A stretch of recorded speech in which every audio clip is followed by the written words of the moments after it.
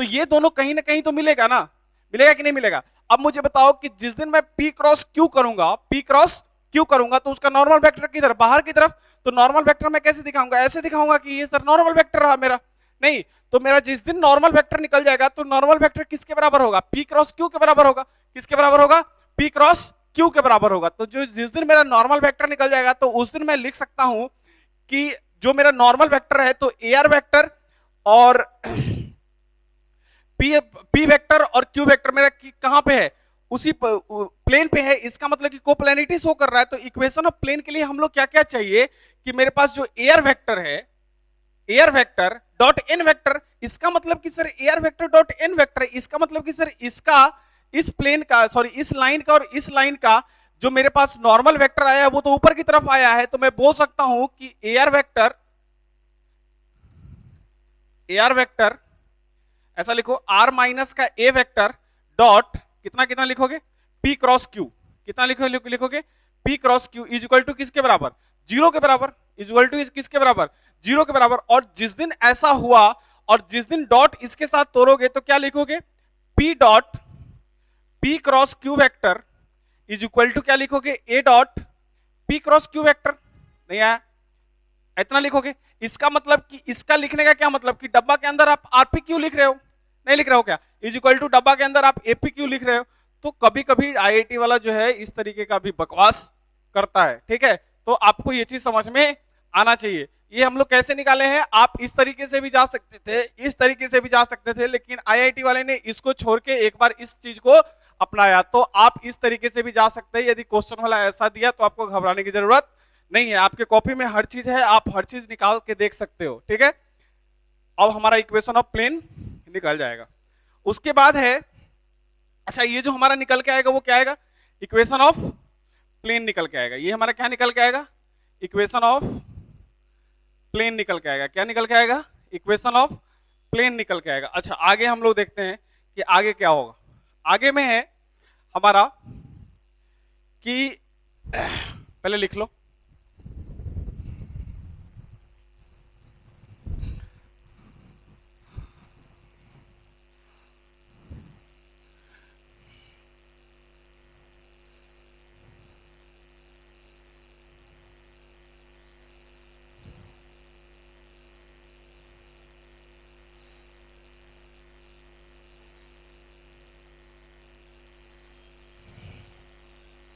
हो गया। अगला लिखिए, यदि आपके पास, ये तो पहला पॉइंट था, ये पहला पॉइंट था। दूसरा पॉइंट, यदि आपको लिखा हुआ मिल जाए कि R vector, P vector and Q vector are coplanar, क्या हुआ लिखा हुआ मिल जाए कि R vector, P vector and Q vector are coplanar, are coplanar. हम लोग कोप्लेनर की कंडीशन पढ़ चुके हैं। अब सुनना इधर, यदि ऐसा कुछ लिखा हुआ मिल जाए तो कोप्लेनर है, इट मींस कि एक ही प्लेन पे होगा। इसका मतलब कि हम लोग लिख सकते हैं कि R vector is equal to lambda times P vector plus mu times Q vector. लिख सकते हैं क्या, हम लोग लिख सकते हैं कि R vector is equal to lambda times P vector plus mu times Q vector. इसका मतलब कि जिस दिन हम इसको तोड़ेंगे तो हम लोग लिख सकते हैं कि आर माइनस का A vector is equal to lambda times P vector plus mu times Q vector. इतना हम लोग लिख सकते हैं कि आर माइनस का ए वेक्टर, क्या लिख सकते हैं हम लोग, आर माइनस का A vector is equal to lambda times P vector plus mu times Q vector. तो मुझे बताओ कि इस जिस दिन मैं इसका इक्वेशन निकालूंगा तो R vector is equal to क्या लिख सकता हूं, A vector plus lambda P vector plus mu Q vector. इतना मैं लिख सकता हूं, ठीक है, यदि कोप्लेनर तुमको दे दिया है तो। और जिस दिन तुम्हारे पास ये आएगा, ये एक्चुअली में क्या है, पैरामेट्रिक इक्वेशन ऑफ प्लेन है। ये क्या है तुम्हारे पास, पैरामेट्रिक इक्वेशन ऑफ प्लेन है। क्या है, पैरामेट्रिक इक्वेशन ऑफ प्लेन है। आपको पढ़ चुके हैं कि पैरामेट्रिक इक्वेशन ऑफ प्लेन यहां से मिलता है। यहां से क्या मिलता है, पैरामेट्रिक इक्वेशन ऑफ प्लेन मिलता है, पैरामेट्रिक इक्वेशन ऑफ प्लेन मिलता है। आगे लिखेंगे। अच्छा इसको निकालने का तरीका क्या है, तो मैं स्टेप वाइज स्टेप पढ़ा देता हूं, बता देता हूं, ठीक है। स्टेप वाइज स्टेप, पहले स्टेप में लिखिए,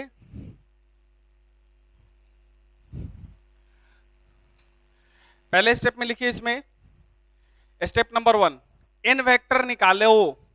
पहला स्टेप क्या लिखे हैं, n वेक्टर निकाले। क्या निकाले, n वेक्टर निकाले। स्टेप नंबर 1, स्टेप नंबर 1 पहला अपना क्या है, n वेक्टर निकाले। n वेक्टर निकाले, n वेक्टर निकाले। कैसे निकालेंगे, p1 cross sorry p cross q से निकालेंगे। कैसे निकालेंगे, p क्रॉस q से निकालेंगे। Step number 2 equation of plane देखेंगे। क्या देखेंगे, step number 2 equation of plane. Equation of plane, equation of plane क्या होता है, that is r minus A vector dot n vector is equal to किसके बराबर, 0 के बराबर। और यहां पे जिस दिन मेरे पास p क्रॉस q करके n आ जाएगा, उस दिन मैं r minus A dot N का जैसे ही मैं कंपोनेंट डालूंगा और इज इक्वल टू 0 के बराबर करूंगा, बाकी जब सॉल्व करूंगा तो मेरे पास क्या आ जाएगा, इक्वेशन ऑफ प्लेन आ जाएगा। ठीक है, तो जिस दिन ऐसा कंडीशन दे रखा होगा तो आप ये कंडीशन निकाल लेंगे। पहला काम क्या है कि आपको p क्रॉस q करना है, उसके बाद क्या करना है कि r minus A dot N is equal to 0 पे रख देना है। उसके बाद तुम्हारा आंसर तुम्हारे पास आ जाएगा। ठीक है, अगला है topic equation of plane containing two parallel lines. क्या है, पहले लिख लो इसको, पहले लिख लीजिए टॉपिक इक्वेशन ऑफ प्लेन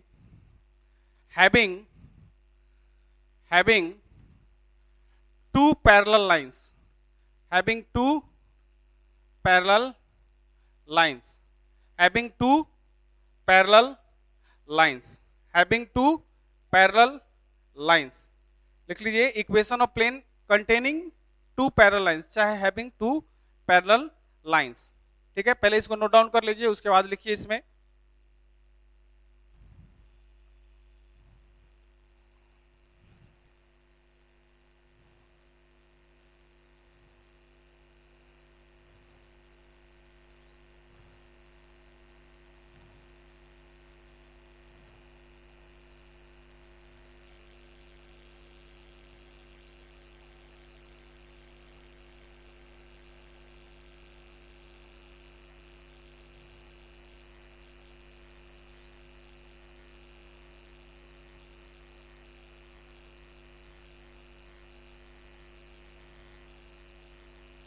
हो गया,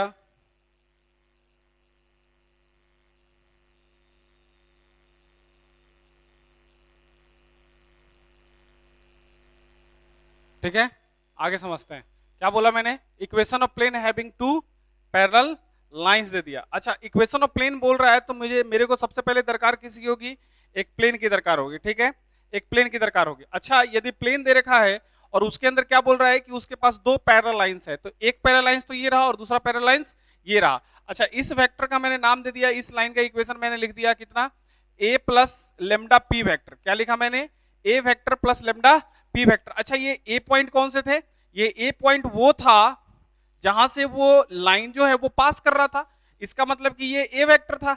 अच्छा, तो इसका इक्वेशन क्या लिखोगे कि r vector is equal to b vector plus lambda p vector. क्यों सर लेमडा p वेक्टर क्यों लिखेंगे, क्योंकि दोनों लाइनें यदि पैरेलल है तो इसके तो सिर्फ ए बी और ए और बी चेंज होगा, बाकी p और p तो सेम रहेंगे। ठीक है, तो मैं लिख सकता हूं कि यदि सपोज लेट करो कि b पॉइंट इधर है, ठीक है, b वेक्टर यहां है जो फिक्स्ड पॉइंट है और ये लाइन उस पॉइंट से पास कर रहा है, और जिस दिन मैं इसको इससे मिलाया तो मेरे पास दो लाइनें मिल गए।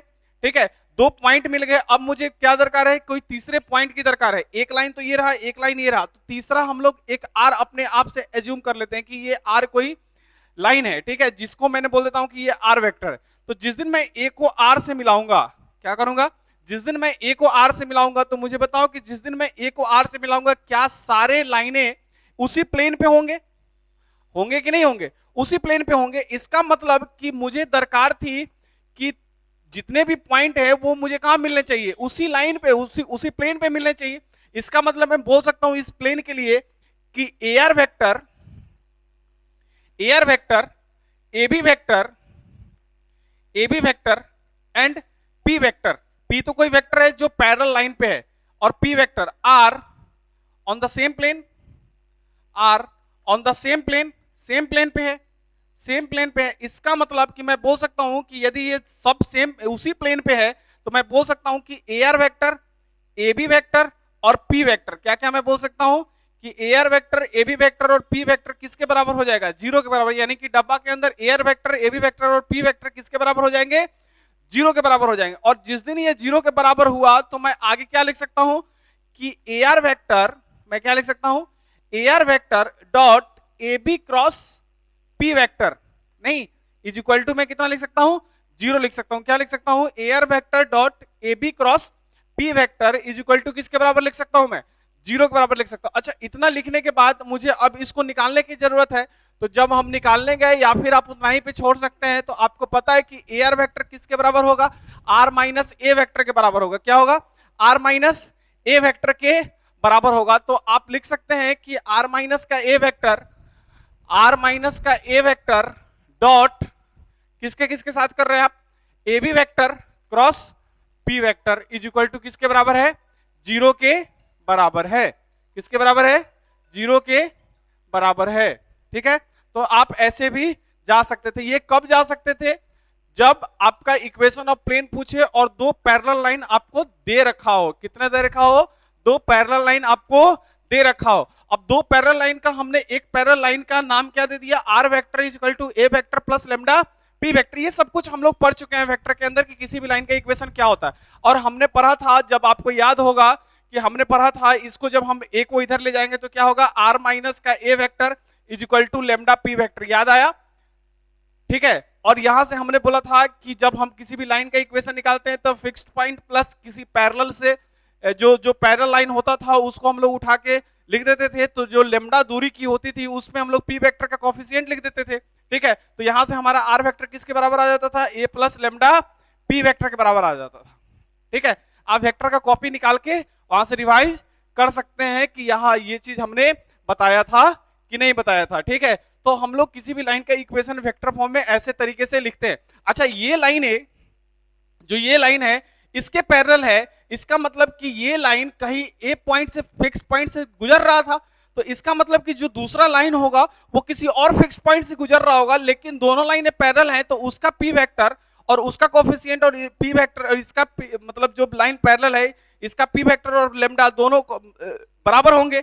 इसका मतलब कि मैं इस वेक्टर को क्या लिख सकता हूं कि R vector is equal to B vector plus lambda P vector. और जिस दिन मैंने ये लिखा और मैं आर को एक ढूंढ के लाया, कहां से ढूंढ के लाया, अपने आप से लाया, क्योंकि मुझे पता है कि एक वेरिएबल मुझे पॉइंट चाहिए किसी भी इक्वेशन ऑफ प्लेन को निकालने दिखाने के लिए। मेरे पास एक जरूरत किसकी है, एक वेरिएबल पॉइंट की जरूरत है। तो आर वेक्टर को हम क्या लिख सकते हैं, X comma Y comma Z लिख सकते हैं। और जिस दिन मैंने X comma Y comma Z लिखा उस दिन आपको पता है कि X comma Y comma Z जिस दिन हुआ तो A R vector, A B vector और पी वेक्टर। पी वेक्टर से क्यों लिया, क्योंकि पी वेक्टर एक लाइन था जो इन दोनों लाइनों के पैरेलल था, तभी तो ये इक्वेशन मेरे पास ये बना है कि R vector is equal to A plus lambda B vector और R vector is equal to B plus lambda P vector. ठीक है, तो ये पी वेक्टर, तो पी भी तो इसी प्लेन पे था, तो हम लोग लिखे क्या कि A R vector, A B vector और P vector are on the same plane. तो यहां से हम लोग सेम प्लेन का मतलब क्या, एक ही प्लेन पे है, इसका मतलब कि डब्बा के अंदर जितने भी एलिमेंट होंगे सब 0 के बराबर होंगे, यानी कि डिटरमिनेंट उसका 0 के बराबर देगा। और इसको डब्बा को निकालने का तरीका आपको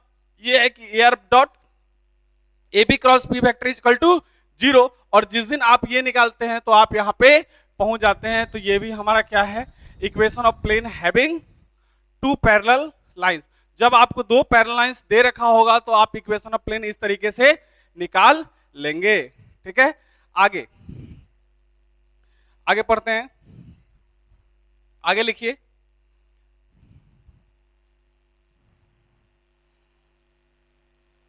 पहले लिख लीजिए इसको,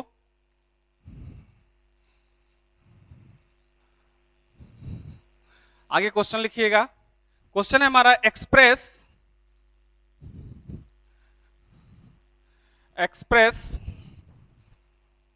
क्वेश्चन है हमारा express R vector is equal to express, question है हमारा express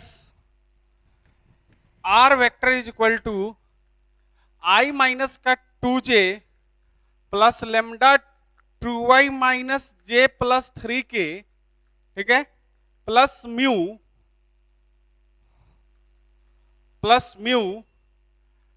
3i plus 4j minus K into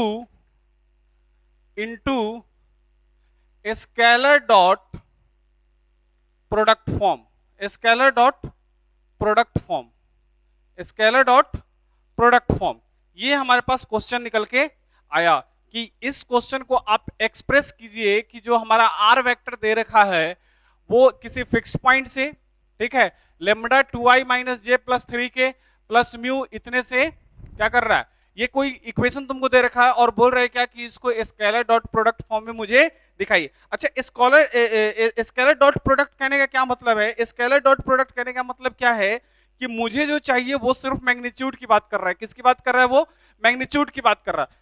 अब मैग्नीट्यूड की बात कर रहा है तो स्केलर डॉट प्रोडक्ट कहने का मतलब क्या है कि पहले तो ये बात समझते हैं कि सर स्केलर डॉट प्रोडक्ट का मतलब क्या हो।